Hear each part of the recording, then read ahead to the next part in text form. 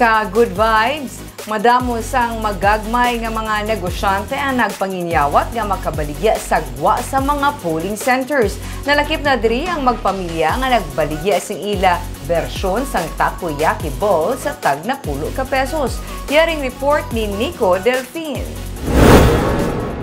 Ginpilahan sa mga bumalakal ining temporaryo nga baligyaan sang pamilya de Vera sagwa lang sa Mandalagan Elementary School nga isa man sa mga polling center sa ginpatigan nga barangay kag SK elections kaina. Mabakalabing ila takoyaki balls nga ginabaligya sa tarang na 10 lang ka pesos ang bilog.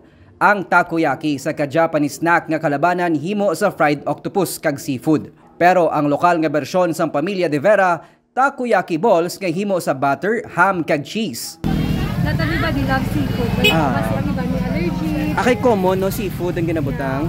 Shrimp kag Shrimp, octopus. Prinyo ya ginhimo niyo siya dodo para ham and cheese.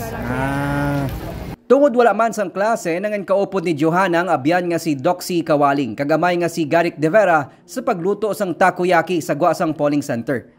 Bangod swak sa panabor sang ila bumalakal ang produkto, masamay wala pa man na bakit ang ila takoyaki balls may nagapa-reserve na nga willing to wait. Tested and proven. Actually, affordable siya nga namin. 30 pesos. Kag Compared sa iba, like sa mga malls, yung laya, mahal. Pero ang sabor, hindi mo ba naman.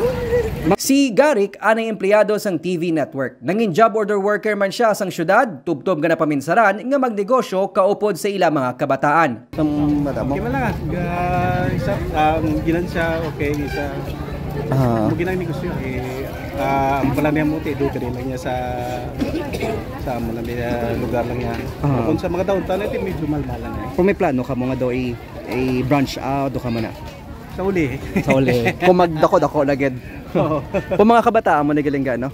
Oo, kami. Sa buligman sang ianak nga nagatrabaho karon bilang maestra sa Thailand, nasuguran nila ang negosyo sa Victoria Street sa Purok Yenson 1 sa Barangay Mandalagan nga amo karon ang ginabalik-balikan sang ila mga suki. Nico Delfin para sa DigiCast Negros.